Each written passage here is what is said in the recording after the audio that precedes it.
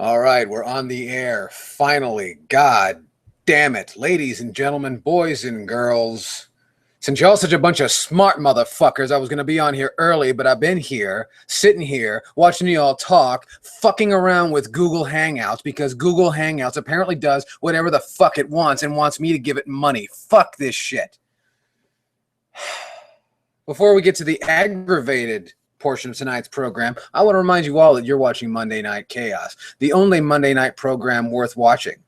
That's right. I said it. I am the new Mr. Monday Night. I have been Mr. Monday Night for many years now. You just didn't know it because I didn't bring it up. Ladies and gentlemen, welcome to the program. It's lovely to see each and every one of you. Obviously, you have nothing better to do on a Monday night because it's the same people who are always here. Some of the people that I work with. I'm happy to see everybody. I really am. But I have been fucking with Google Hangouts for the last, 15 minutes to half an hour. And so I was going to be here early for all of y'all. And then Google said, no, you're not, motherfucker. Sit down. But we're here now. We're here live with a microphone that works, which is just, stunning. Unlike any other program on the planet. Doing our best to tell the truth. Also, unlike any other program on the planet. Here to educate, entertain, and inform. Education and informing people are not the same thing. Be advised of that. Welcome, everybody. Welcome. I had a few things on the docket I want to talk about. And we'll get to those in just a few minutes. But before we do that, I want to remind you that you can catch me on all the social media. And before you start that shit like, I don't do the social media, fuck you. You're looking at YouTube. You have a YouTube subscription. You have a YouTube account. You are in the social media realm in that sphere. I'm sorry I was the one that had to bring it to your attention, but that's just the stone cold fact of the matter. Okay? You're not the Fonz. You're not cooler than all of this. You partake, don't pretend. However, if you can't stand Twitter or Facebook, that I understand, very much so. But don't think you're coming off as fucking James Dean. You're not a cool cat, all right? If you were such a cool cat, you'd be at your house all by yourself thinking, man, am I cool? But you're not doing that. You're here watching Monday Night Chaos. So welcome to each and every one of you. I want to remind you, though, to before another long dissertation comes your way, to check me out on Facebook, on the Twitter, same handle all the way across. I find that makes things easier. There are some people that think they need to get all fancy, and I'm anything but fancy. I mean, when it comes, when we start doing the program topless, then we can nitpick on what is or is not fancy. But in the meantime, I want you to check me out in those streams. Again, on Twitter, on Facebook, on the Instagram, which I've recently found an appreciation for. I used to think it was kind of stupid, like it was like Facebook without words, but it has its own, it's great. It's one of those pictures worth 1,000 words things. It's not for everybody, just like, well, everything on the planet, because if everybody were into it, then there'd be no more room. You see where I'm going with that. But yeah, and also don't forget to check me out right here on YouTube, and you should subscribe. If you're stumbling into this for the very first time, you should subscribe. We do this all the time. How come you're not here more often? You didn't hear about it? Well, you have no more excuses. You've heard about it. Bring it. Come with it. And bring your questions, because we love questions right here on the Yell Chaos program. I see a lot of the usual suspects are here, and that's fantastic. I want to say hi to Kid Shoryuken, my man, the Uke, who's not using me on his program because political reasons, but everybody's here. Everybody's here, and as I see, okay, you guys are jumping ahead of me on my notes here about the Nintendo Switch. We're gonna get to the Nintendo Switch in just a minute, because I have to give you a preface. I have to bring you up to speed with what got us here this week. What has changed since last week? So, but I want to finish saying hello to everybody, because it's good to see everybody. Samuel Steingard's usually hanging in here, and I saw the Boss and Burf's in here. Absolutely. So I'm glad to see everybody here. And Kid Shoryuken, in response to my little promo, says that there hasn't been a program for months, and he did the Q&A. I saw you did the 4,000 or whatever Q&A, and well, I guess it's his Q&A. I can't answer questions for him. He wouldn't want me on there, though, because because I'd like put him in the sharpshooter and steal the show from him. I wouldn't do that. I'm not one of those kind of people. That's something Razor Fist would do. He would come on. He knows he would too. You know, I mean, people are going to report that back to you. Yo, Kaos was talking shit on Razor Fist. That's right. I was. You know, he would. He used to grandstand. That's Mr. Fist is Mr. Grandstand. All right. I could never claim to be the grandstander that he is. And good for him. Good for him. If ever there was a platform that catered directly to and benefited directly from grandstanders, YouTube is it. YouTube should consider themselves lucky that Razor Fist is who he is, where he is, when he is, and on their shit. I mean that. I mean that.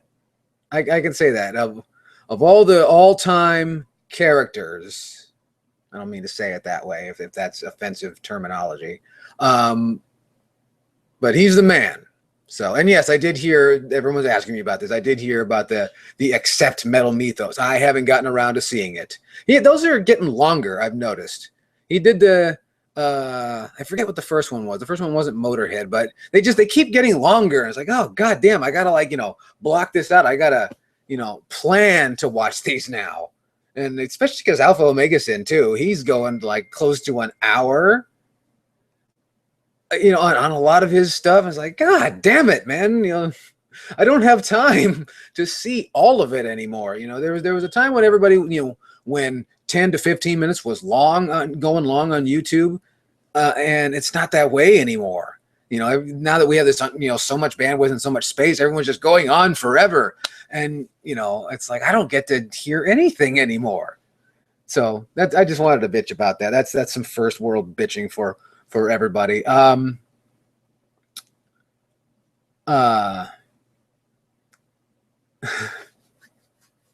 Morgoth, oh, I'm glad you asked. I'm glad you asked before we get to get that. And Colin Smith is here. Hello, Colin Smith. Which Colin Smith are you? Are you the guitar Colin Smith or are you the other Colin Smith?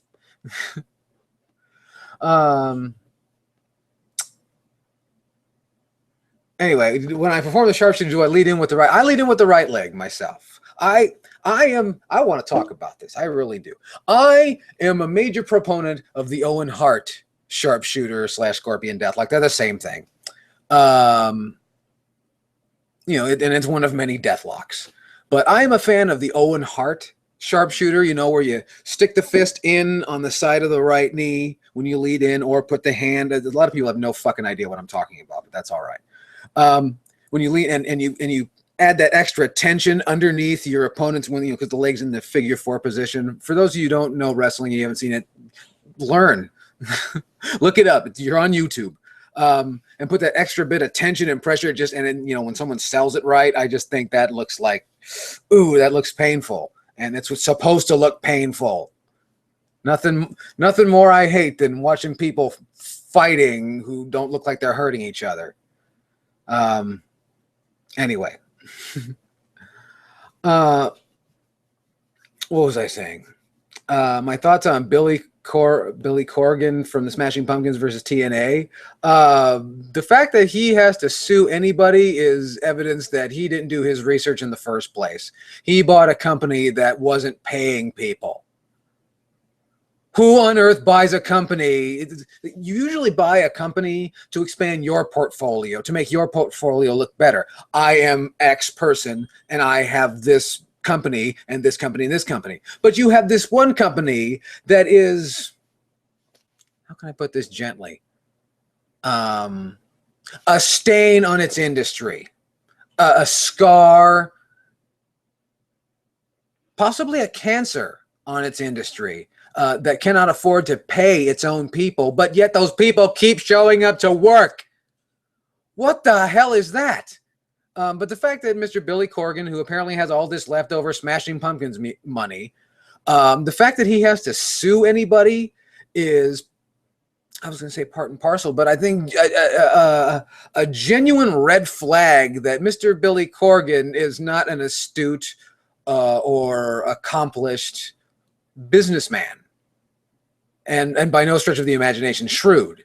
None at all. So just the fact that, there's got to be a legal matter, he just you know, he was a money mark like Ted Turner. You know, they had him the second he was in that door. They had him hooked. You know. But I think it's more of Billy didn't really own what he thought he owned, and he essentially just gave them a loan. Whatever. The point is, if anybody had to sue Total Nonstop Action Wrestling, that means that you just plain weren't smart enough to stay out. You know, I think that the proper analogy would be, for instance, I think when a lot of people look at professional wrestling, for those who don't understand professional wrestling or how it draws money and things like that, and see these disgusting people hitting each other or yelling at each other for no apparent reason, that must look like someone looking to purchase a haunted house. Like, that's fucking weird and creepy and disgusting, and I don't understand that. But for some reason, people want to go inside and give money to that, right? And then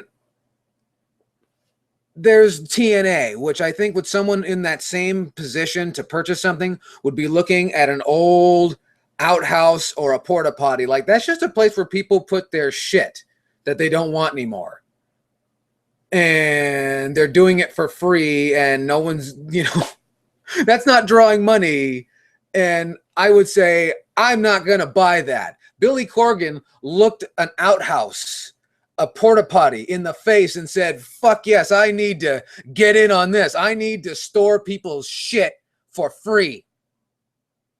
That's what I need to do. I need to get in on that business. And that's not a business at all. TNA is nothing, is probably like the worst case scenario of a charity, much like that of the Goodwill. But the Goodwill is at least drawing money for some people, you know. Anyway, so that's my feelings about Billy Corgan, my short and brief feelings about Billy Corgan and his troubles with Dixie Carter and Total Nonstop Action Wrestling. Or the GWF, or whatever the fuck you want to call it. I like to call it where the NWA went to die. Morgoth did nothing wrong. Am I wearing a Treyarch shirt? I am not. I am wearing a Dry Bones shirt. I don't know if you can see that. Yeah, I'm wearing a Dry Bones shirt. I think that's kind of appropriate. He's a zombie or a ghost in a way. And that's very Halloweenish. By the way, going on behind me is the not-so-classic One Body Too Many with Bela Lugosi and Lyle Talbot, if you didn't want to know. And you can find it right here on YouTube. It is in the public domain. One Body Too Many. I don't really recommend it, but it's fun for what it is. One of those movies that's, you know, just nice to have on in the background, I guess. Much like this. Nick Canfield over here bringing his personal business onto the hate bit, or not. This is not the hate bit. It isn't. I'm sorry. I was being nostalgic, wasn't I? Over here on the Chaos program. He asked me some rather personal and for some deep advice, and I only got to read half of it. Nick, I've had a very busy week, so I did. And I will respond as soon as I have a chance to absorb the whole thing. I didn't get all the way through it. Again, just kind of busy.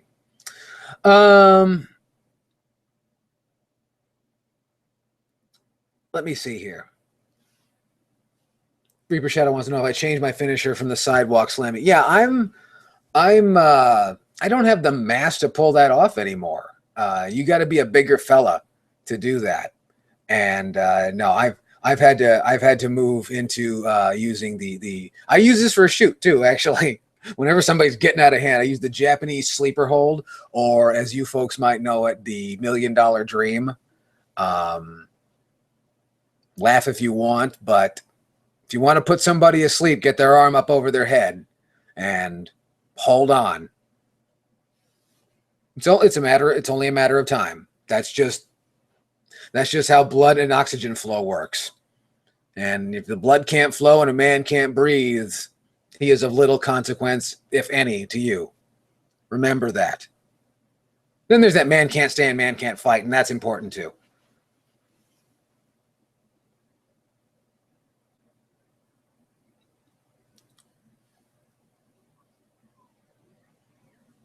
Colin Smith said he watched Dawn of the Dead on the horror channel. I haven't had a chance to watch Dawn of the Dead in ages. I just watched Day of the Dead last night, the sequel from '85, and that's a deep film, man. If you don't think so, well, you probably haven't seen it. It's kind of an obscure movie. It kind of got buried by the popularity of Return of the Living Dead, which is another great, fantastic film. But I think that one did higher dollars than Day of the Dead. But good for you.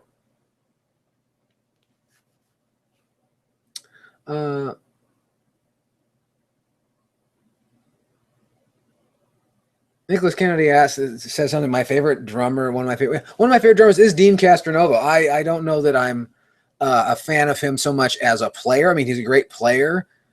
He's got a certain amount of flash to him, much like a lot of guys. Matt Smith, similarly, they still kind of come off as kind of vanilla white guys. But Dean Castronova I've seen him give interviews, and he seems like a very charming person, and he's kind of funny too. So I think that's why I lean towards his style of drumming. But no, I have not heard him on GZR. Or is that Guns N' Roses? I don't know. Plastic Planet. I'm not familiar. I have not heard that. I don't use tables. I want to point that out for the little discussion that's going on right there. I don't use tables. Tables are a shock absorber. Something I want to talk about in wrestling really quick and see if you guys agree with me or disagree with me. And then we'll get to the program I had planned.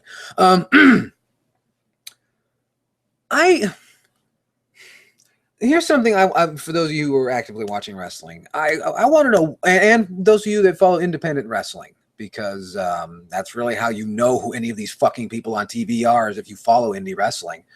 What is this shit on the apron? What is this slamming people and pile drivers and all these horrible things on the apron, which everybody knows is the stiffest part of the ring, obviously, because it is for a shoot. It's fucking dangerous and can kill people. I understand it, and you can tease it and you can work with it, but I'm seeing full-blown spots out on the apron, which is only about a foot to 14 inches wide. And am I the only one that finds this disgusting, that this is going to shorten careers massively? People are putting themselves in harm's way. I mean, to be a professional wrestler, you're putting yourself in harm's way from the onset. Let's not lie to ourselves about that. But the fact remains is, by making it even more dangerous and drawing even less money with it, I don't understand that these guys know. It's like, getting injured, people are not going to come see you in the hospital and give you dollars. And all this really super dangerous stuff that doesn't work with you. It doesn't make a lot of noise, so it doesn't sound like it hurt. So basically, you're just appealing to the fucking smarts in the front row, the 30 or 40 dudes that'll pay $200 to watch this crap. And they just want to know if you're really going to get hurt. What the hell is that? That's like the kind of shit from the circus, like where people really want to see the lion tamer get eaten by a fucking lion. Who wants to appeal to that shit? Similarly, like with the hardcore audiences and the dudes that bust open tubes and get all cut up and then at the end they hug it out. The fuck is wrong with you? Shit, man. It's insane.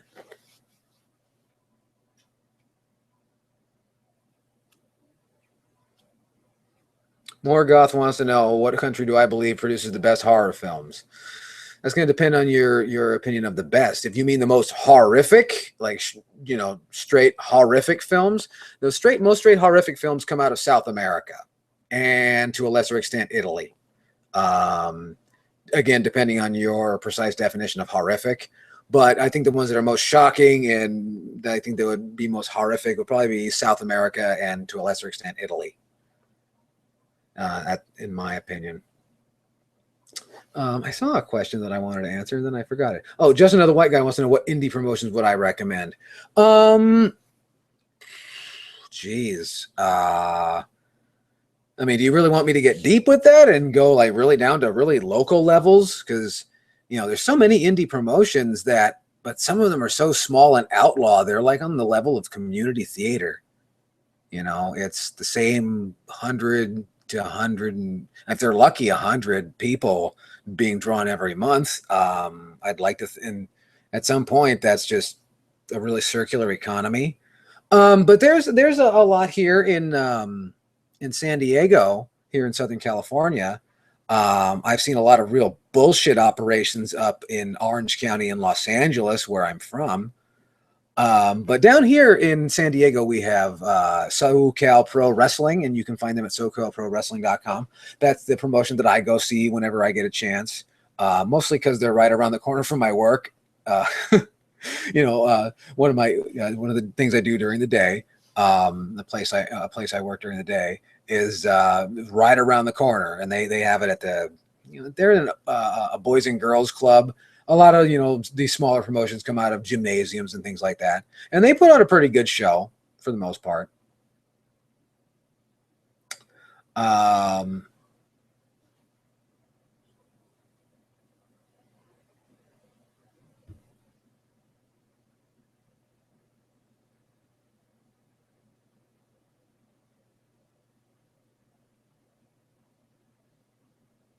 Somebody asked if I could do anything, and if I could do anything, and the money was not an object as an occupation, I'd kind of be one of those dudes that plays guitar at NAMM. You know, it does product demos, and on two conditions. Number one, I don't have to book my own travel.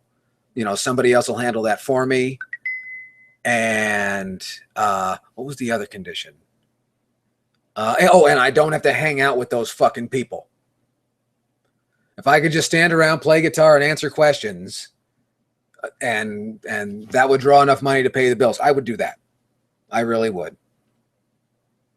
Because then I'm just kind of getting paid to practice. That's really what those dudes are doing. They're getting paid to practice because they're not drawing money as fucking guitar players, so they might as well get paid by some corporate tit. In both aspects, in terms of nourishing and as well as not having the neurons to comprehend, you know, a work. Let me see here.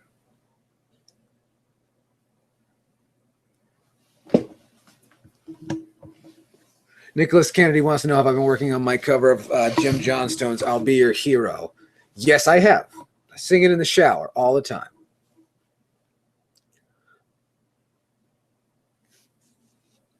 All right. Anyway, and NAMM, if I didn't mention, for those of you that are not in on that, NAMM is the National Association of Music Merchants. They're headquartered here in San Diego. They're responsible for a number of trade shows. There's a lot of different trade shows internationally for the music business. A lot of trade shows, considering how small the music business is. But there are dudes that just go around to these things, play guitar to sell pedals, amplifiers, guitars, different instruments, practice methods, things like that. I don't think they make very much money. That's why I wouldn't really spend, you know, have too much effort to try and get involved. But, you know, again, if it paid enough to pay the bills, I'd do that. Because from what I can tell, in all the years I've been kind of following that stuff, you don't have to be good either. Let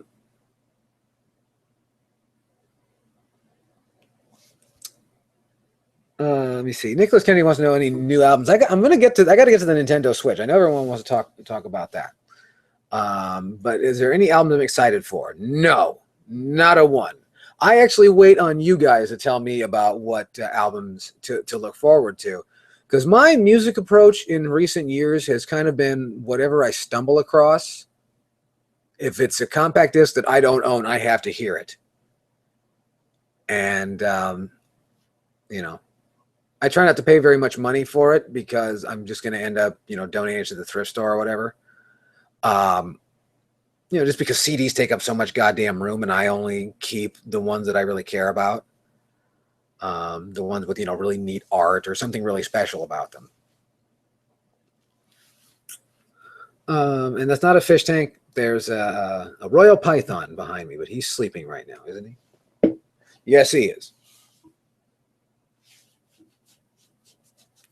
Okay, anyway, so I want to talk about, it's time to talk about the Nintendo Switch, because I'm going to talk about how there's nothing to talk about. Nothing, not a thing, nothing. It's interesting that I shouldn't use hyperbole and say that I was assailed with requests for my comment, but I was approached. There was a handful of people in a really short amount of time that asked me. In fact, people were shooting it at me before I had even seen it. Before I saw stuff waiting for me when I woke up in the morning, and I hadn't heard about it.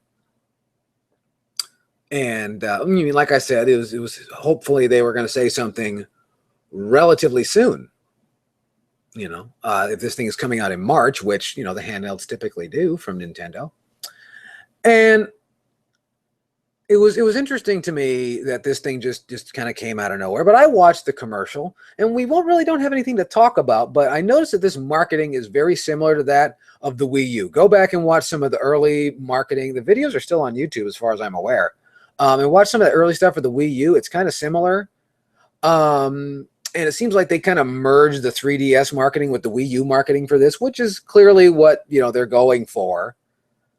Without having to have two systems out there, I guess, because, you know, again, they're trying to merge their two audiences, which I don't think are really two audiences. I think they're two branches of the same tree. In my opinion, that's what I think. And I know they have their casuals, people who buy it just because it's cool or they, for whatever reason. But what I did notice is that there was just, you know, it seems like they, you know, what they really did is they showed us some pictures. They teased a Super Mario Sunshine piece of software or something that, you know, to hearken of that, I suppose. And then, you know, some of the hits that are on the Wii U already. You know, and then there was commentary that people say the controller looks like a dog, which I didn't see until I saw it, and I still don't see it, you know. But people have vivid imaginations. Good for them. I'm very happy for those people. Those are the people that make our world go round and around and around and around and around again and again and again. But one thing that I do remember saying, you'll notice that it looks like a cross, the handheld version looks like a cross between the Wii U gamepad and the PS Vita. And I remember saying a couple of years ago, Nintendo's next handheld is going to largely, you know, impress that of the PlayStation Vita. The PlayStation Vita was a great idea in a wrong time and pushing towards the wrong audience with the wrong software. You know, it was a bunch of great stuff that just didn't mix well together. You know, it was like peanut butter with, you know, you say peanut butter with caramel and vodka and perfume all mixed together. It's like all those things separately might do well and, you know, maybe mixed together, but, you know, all just dumped together just didn't happen. That was my overall feeling of the PS Vita. PS Vita is a great system for people who fit into that category, that want to play those kind of games on that kind of system for, you know, with that kind of battery life and pay that kind of money for those kind of memory cards, things like that. But the design harkens to me of the PlayStation Vita crossed with the Wii U gamepad. You'll notice the pistol grips are very, very similar.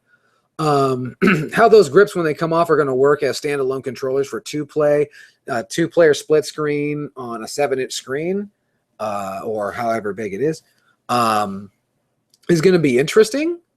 It looks like a very sharp screen. I know there's been some contention whether or not it'll be a touch screen. I'm sure it will, because if it isn't, then how would they port? You know, I'm sure they're gonna find a way, and hopefully affordably so, to port. I said I wasn't going to say too much, and I'm saying a lot. port the more popular mobile releases, stuff that comes out for your iPhone or your Android phone. Hopefully not your Samsung Note. Hopefully you're one of those people that gave it back. Hopefully you're one of those people. But those popular games, why wouldn't it come to the new Nintendo system if they can make it affordable?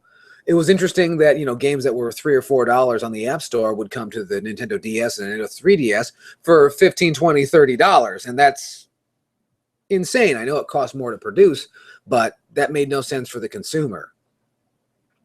Especially because a lot of those, and also those games do not immediately translate to that kind of hardware. There's this idea that one has replaced the other, and I don't see that. I really don't see that. But what was I saying? Oh, and also that way, I mean, you really think that they, and you notice how, the screen by itself looks a lot like, it looks kind of like an iPhone Plus, the larger iPhone. Don't tell me that Super Mario Run's not going to be on there. It will. That thing with iPhone exclusivity, that's just a matter of time. There's no such thing as true exclusivity anymore. Back when publishing cost a lot of money, then it was an issue, because then you had to make a commitment. But it's going to be an interesting thing. As far as third-party support, wishful thinking, I suppose. I don't really care. I mean, I'm trying to think of, people always talk about the big third-party experiences that are left off of Nintendo systems, and those are games that I just plain don't play. And not for any other given reason. I find that some of my favorite game series still existed, like Need for Speed. I was a big fan of the early Need for Speed games, and they kind of became something else that I wasn't really interested in. They became less driving games and more of stunt driving games, which is fine. That's fine for that audience. It just wasn't the deal for me. So, I don't think in this generation, in the time that the PlayStation 4, the Wii U, and the Xbox One have been out, I don't think, with the exception of maybe one or two titles, that there has ever been a game where I was disappointed. Now, that has to do a lot with there's not nearly as many games coming out as there used to be, especially for the PlayStation 3, Xbox 360, and Wii. That generation, one generation ago, there's not nearly as many software titles being released. That's a natural. Mostly having to do with, you'll see that a lot of game studios are gone. Those people had to go get real jobs. They had to go become managers at McDonald's and stuff because they couldn't draw money making video games because, whatever reason. Mostly having to do with creative people are rarely business people. That's just a fact of the matter. The left brain people and right brain people don't usually get along, and it's difficult to find people where that exists in the middle to have this, to where your business acumen is above reproach, whilst you having a creative flair paralleled by no other. I can think of very few people like that. And usually people like that, because they are burning the candle at both ends, don't last in business very long. Anyway, the point is, I cannot think of any time, well, at least with the exception of one or two exceptions that I'm trying to remember, where I was disappointed that a game did not come to the system or systems that I had chosen. Being an Xbox 360 owner, kind of late in that cycle, I was excited when Microsoft said that they were going to continue support of the Xbox 360, so that made me confident, all the while forgetting that they're a bunch of lying asshats from Seattle. And where they, well, whatever. The point is, they're a bunch of lying asshats, and that went on for all of about, 17 weeks. So that's not really an issue. Third-party software, I don't. It's going to depend. When people say that, again, they're talking about major third-party stuff, which they mean Madden, Call of Duty. All that shit is over with. It's passé. You know, I'm glad they still make games for that audience, but that's not the future. That's the past. We need to move forward. You will never, ever move into the future by preparing for the past. Never. Anyway, so I think those are my feelings about the Nintendo Switch. I heard a lot of people talking about they're going to get it day one. We don't even know what it's out for it. We don't even know the features that it packs in. We saw that people are taking it on tops of roofs, and people are getting all sweaty and then after basketball and playing more basketball on it. You know, if that comes to fruition, cool. Because don't forget, they trumped up the Wii U to be a lot of things that it never turned out to be. However, in its defense, I will say that the Wii U turned out to be a great machine in its own right. You know, and people will appreciate that down the road. Same thing with, you know, every game system. Every system has its strength. Period. The Amstrad. You don't even know what the Amstrad is. But the Amstrad had its strengths. The Amiga had its strengths. Strengths. Sorry. Plural. So, yeah.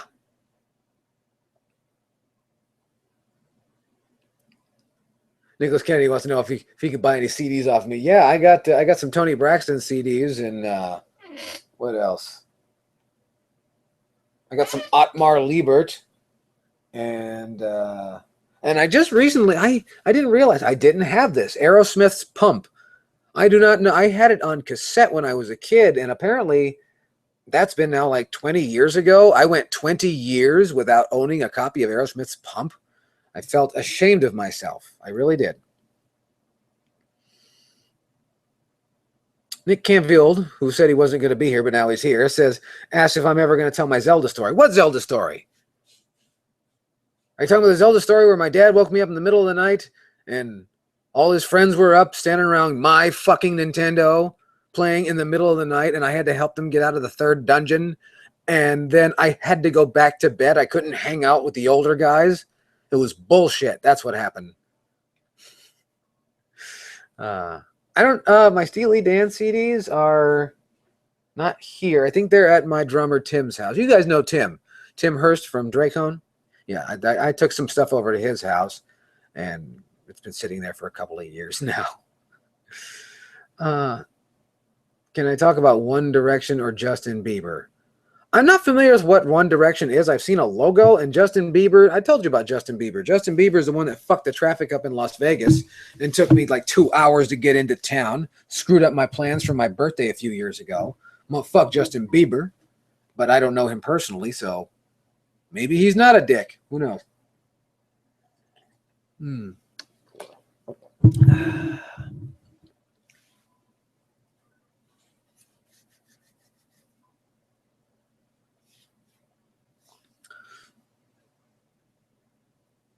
Talk about the upcoming Alpha Omegas and Silent Rob Hell in a Cell match.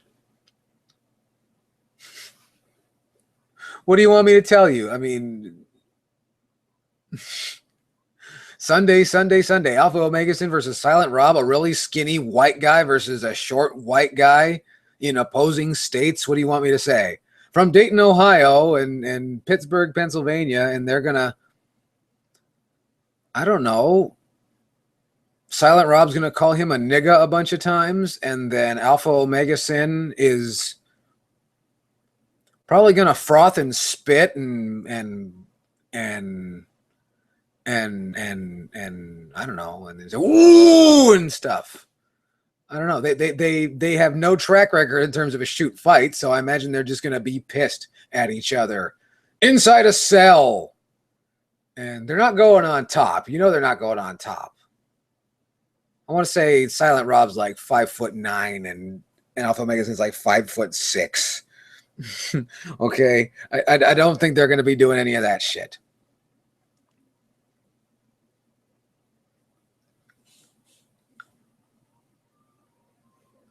Just another white guy asked, what do you think the battery life will be like in the Nintendo Switch? It better be good. It really ought to. And it better not be the battery from the Samsung Note. for their sake, anyway. Pardon me. Excuse me. I beg your pardon. That was very uncouth of me right here on the program. Sorry, I had a biryani earlier today, which is an Indian dish, and it apparently causes you to burp. I hope it's a good battery life. I really do. The one on the people complained of the battery life on the new Nintendo 3DS XL that I have, and I've found it to be, you know, pretty decent. Shorter than the classic 3DS for obvious reasons. But the Wii U gamepad, Wii U gamepad seems to depend largely on what you're doing with it, and that's, you know, that's with anything. For battery life, I've heard people report like 2 hours. I myself usually get around 5. And again, I think that just depends on what games I'm playing. I notice games where there's a lot of interaction with the touchscreen, like the Wonderful 101 and such. That will decrease the battery life on the Wii U, but hopefully it's a good one. Hopefully it's a really good one.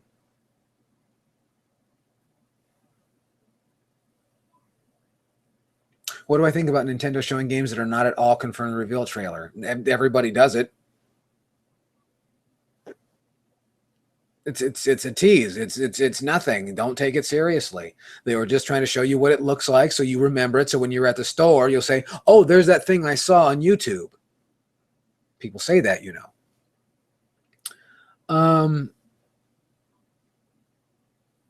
Everybody says they'd pay to see Alpha Omega and Silent Robin in a steel cage like that. That's mean.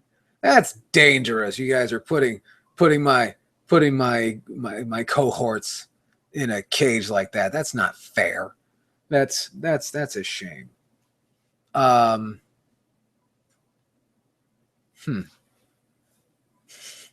That's not right. Though I wonder if it would draw money to to one of those expos or conventions like Portland, like the Portland Retro Gaming Expo or the Game On Expo in Phoenix or something. I wonder if people would like come see that, you know, like I hope it wouldn't be a shoot fight. And I wonder who would go over.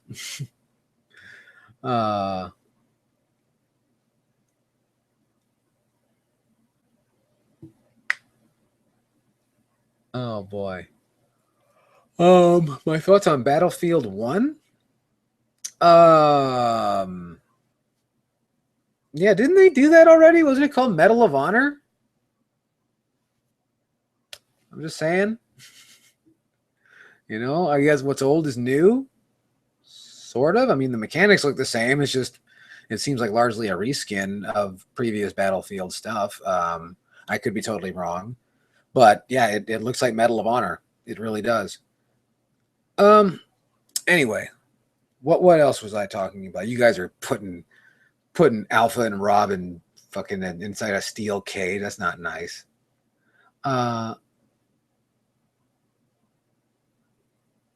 would I feel to see them, Silent Robin, Alpha Omega Sin, have a tag team match against Billy and Eric?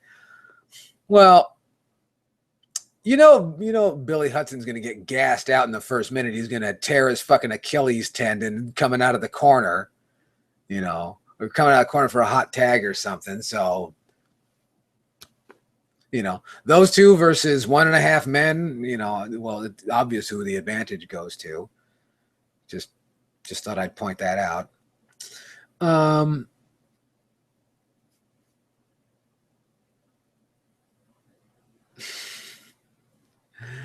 Okay. Nintendo Switch is too late to delay. It's never too late to delay. That's what delay means. That's what delay means. Okay. Anyway, what else? Something I want to talk about right here before we're going to wrap up the program in a little while. But Nicholas Kennedy's over here talking about getting hit in the head with a golf club. For those of you who are going to watch this as a rerun, you don't get to see the big show that goes on in the comment section. Just like, you know, imagine if you guys got to be on here for 24 hours with me. I can't imagine the wild things that would be going on in a 24-hour stream. We do this for 1 hour a week, and I could just not imagine. Or maybe I could. It'd get raunchy. It'd get dirty, too, because all y'all are just a bunch of perverts. But that's all right. You know, I mean, perverts need to be entertained, so they come to see my program. Kashira Guy wants to know what first-party Nintendo IPs would I like to see on the Switch that haven't been used in about 10 years or so. Oh, gosh. For fun, Uniracers. I'd really want to see some Japanese stuff like the Mysterious Murasame Castle, Captain Rainbow. I'd like to see Dr. Ryuta Kawashima from what's the brain training game called? Yeah. But to see him do something else, something really, really that they haven't used in a long time.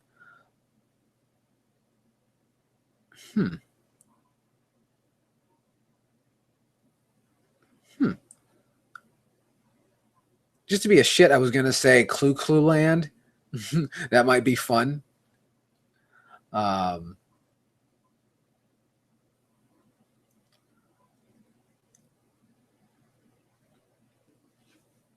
sure there's more that I could think about. Brain Age, that's the one. Thank you very much. Am I a fan of horror movie face-offs? Not really, because those aren't really horror movies. They're more action movies. Hold on one second.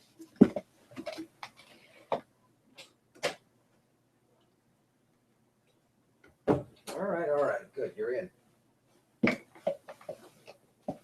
Had to pull a Fred Flintstone, let the cat in. No, I mean, those aren't really horror movies. They're gory, but they're more action. They're more related to like Freddy versus Jason and stuff like that. They're more related to kung fu movies, in my opinion. So no, not really. I wish I wish I did appreciate those, but no, they're not really my thing.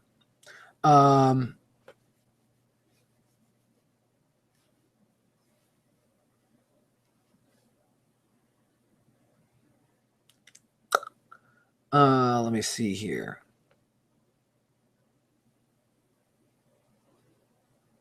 How do I feel about Sainted Magnus talking shit about the Hate Bit podcast going on hiatus? I don't feel anything. I don't give a good goddamn. I give no fucks, no shits, and less than 1/3 of a goddamn what someone who is not on the program and someone who left the program thinks. I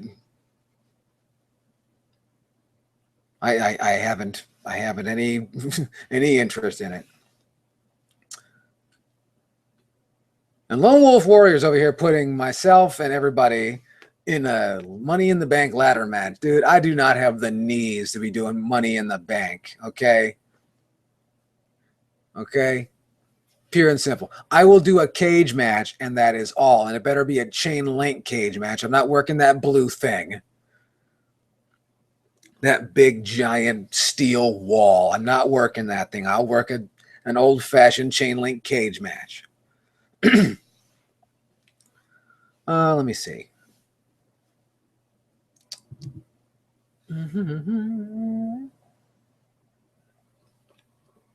And yes, no one can compare to Kid Shoryuken, for he is 10 feet tall, bulletproof, and invisible. And he can just reach up there and grab, something. It wouldn't be a briefcase. We'd have a belt. We'd have a good-looking belt. There should have been a Hate Bit Championship belt. And it would have stayed at my house. Because I'm just that good. And people talking about the Elimination Chamber. No, fuck that shit. I cannot believe that people will willingly get inside that contraption. That should be banned. That is how people get killed. It's disgusting.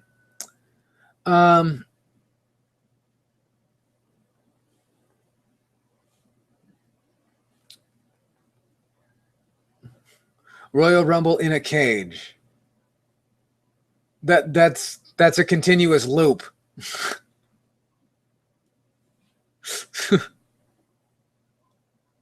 That's terrible. How would they get in? Do they have to climb over? That's awful. Would you want to see fucking Kevin Owens climb a chain link fence? I know you wouldn't. I mean, it might be funny for a minute until he like gets stuck or falls. My thoughts on PlayStation VR. Didn't I talk about this already? It looks really expensive. Really expensive. If I were into the PlayStation games that are coming out, though, I mean, I would be interested to try it, absolutely. But it looks really expensive. And I, you know, I'm always happy to see, you know, peripherals that will make the game experience better. I'm just tired of people thinking that this is going to save the video game industry. It's like, this is just making video games, pushing it to a higher plateau in terms of who can afford these things.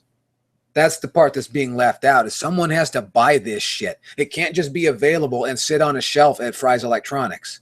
Someone has to buy this. And the more sophisticated the technology, the more parts involved. The more parts involved, the more weight there is. The more parts involved, the cost to produce. The more weight there is, the cost to ship. That all adds into it. Plus, people got to make money on it somewhere. And it spilled a little bit. God damn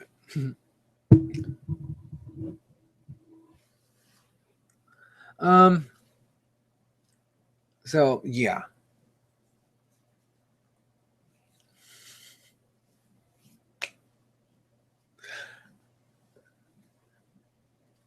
I'm just wondering who's going to go and like fucking tell on me to fucking Billy Hudson. Yo, Chaos for the Hate Bit podcast was talking shit on you because he said you tore your Achilles tendon, which he did, so don't fucking blame me for him. He did it fucking warming up on some steps. Shit.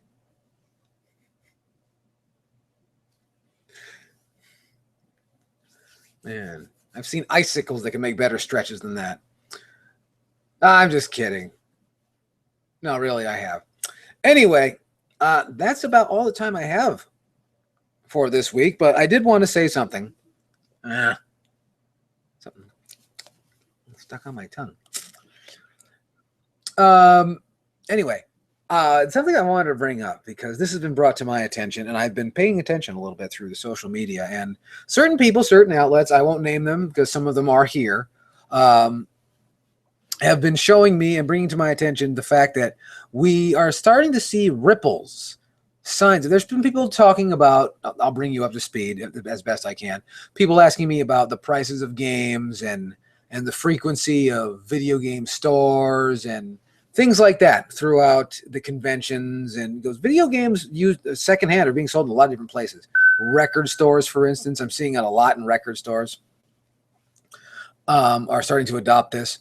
And going to show that there's actually plenty of this stuff out there.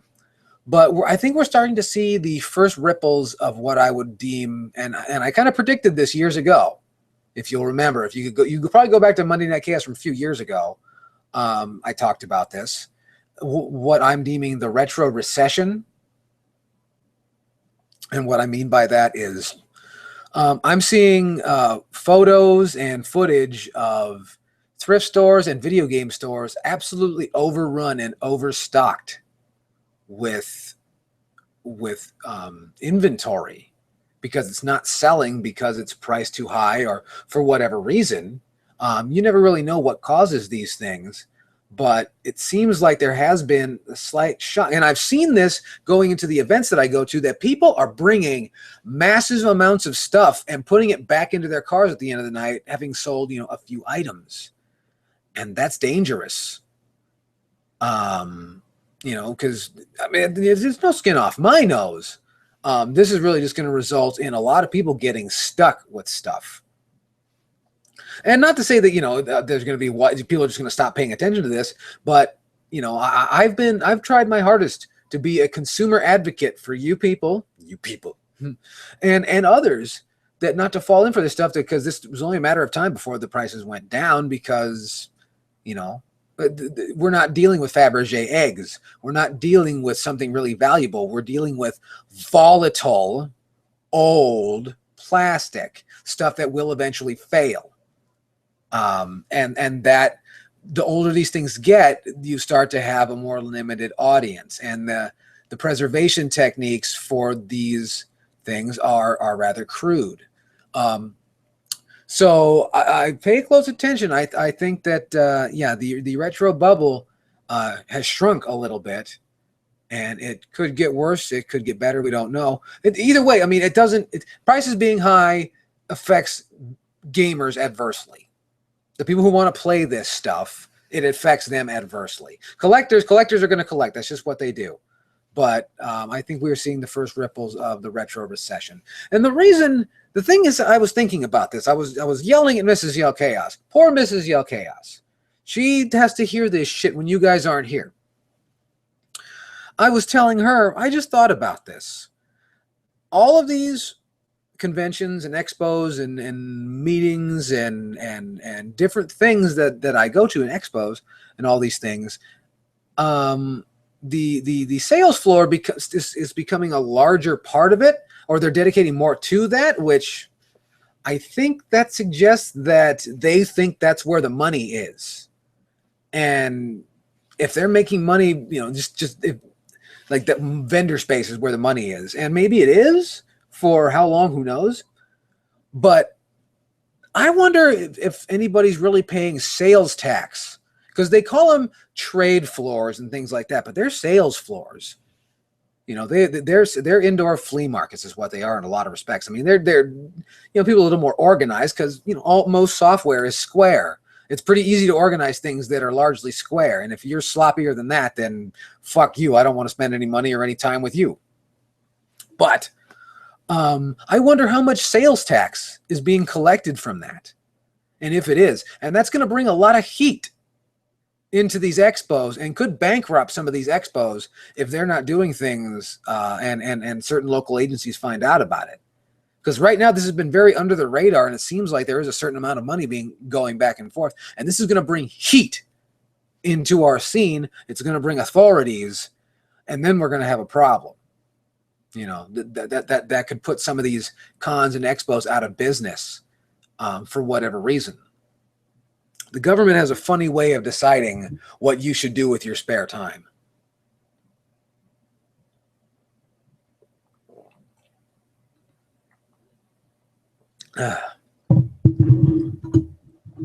So, will this decrease the price of retro titles? Absolutely. It will happen systematically. It'll happen at the low end first, and then at the high end. And, you know, unfortunately, I'm not really going to say, I shouldn't really say much about video game stores, because video game stores are going to go out of business. In the next year, we're going to lose a few. Just because that was a bad bet to begin with. Anybody who thought that they can make money doing that, especially here in California, real estate is really expensive here in California. And people think that they can just set up shop in some, even in some, you know, shitty strip mall. You know, you're still paying $2,400 to $3,500 a month in rent. And then you go into these places and they stink like old plastic and whatever the hell the last business was. They're usually pet stores, because by and large, pet stores are going out of business. Good. Fuck that shit. I don't mean pet supply stores. I mean places that sell doggies and kitties and all that shit. They're usually awful places. But the point is,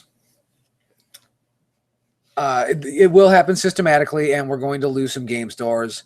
If you have a game store that you like, then I recommend you support them as best you can. If you think they're fuckers, then don't. And that's just a fact. And they will go away.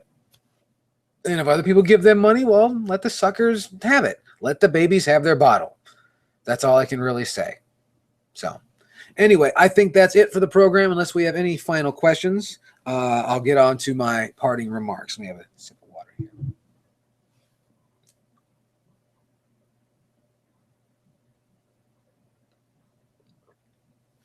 All right.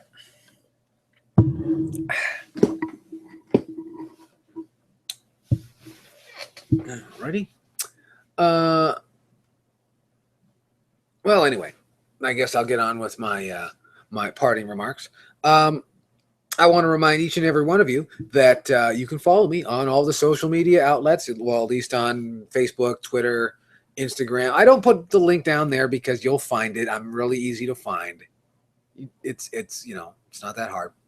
But on Facebook, Twitter, Instagram, that Periscope gimmick, which we're going to be using real soon. So be sure and check me out on there. I'm going to try and make that like real fun and, stuff, because apparently it's working for some people. So we're going to try and make it work. Anyway, so I want you to check out all that if you have a chance, and especially on that Instagram thing, because I like taking pictures. I didn't used to, but now I do. So yeah, that's what we're going to do. So ladies and gentlemen, I want to remind each and every one of you that you're fabulous, and I hope you guys have a great night, and I will see you next week. You guys are great, and I've been Yo Chaos, reminding you that a friend in need is a pest. Thank you very much. Good night.